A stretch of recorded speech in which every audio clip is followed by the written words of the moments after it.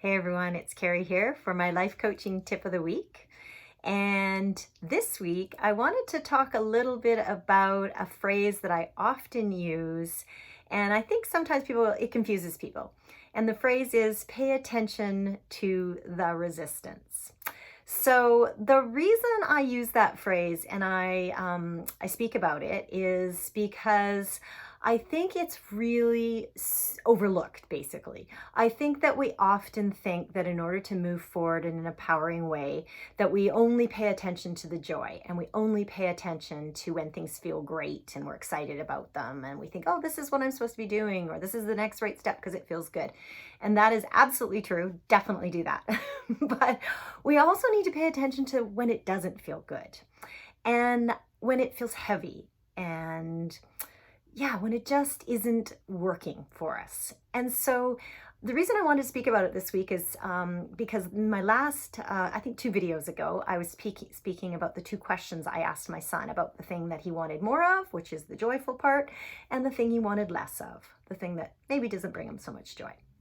And I had a comment about that, and someone had mentioned how they had never really thought about the heavy part, like the thing that they don't want more of. And then I've also just had a couple of conversations this week with 2 different women that I noticed were sort of sitting in the resistance piece. And I don't want to say even sitting in it. Actually, what they were doing was they were resisting the resistance and they were trying to push it away. And they were trying to subvert it. And the ways that I hear it are often things like, that's just that's just first world problems. You know, it's not so important. There's other things going on in the world that are more important. Other people have worse problems. Or even just, I'll get over it, or it's not a big deal, no big deal, I'll figure it out. I just got to have a better attitude.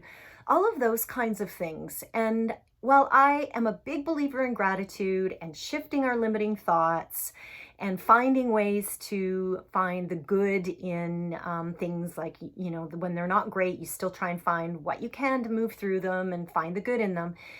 When you have a recurring pattern and it's sort of this thing that, say for an example, a job, that you're sort of in this recurring pattern of it's heavy and it's not feeling good and you find yourself complaining or drained, or you just feel like it's not working, that's what I mean by pay attention to the resistance, because that's telling you something, and it's telling you something very important. Just as important as the good thing, the bad thing, the heavy thing, the thing that drains you and tires you is also telling you something really important. And I believe it's a signpost, and it's saying, don't go this way anymore. This is time to let this go. It's time to delegate, move on, quit, switch gears. Basically, just don't go that way anymore. Time to let it go. And so that's why I often say, please stop and pay attention to that resistance. What is it telling you?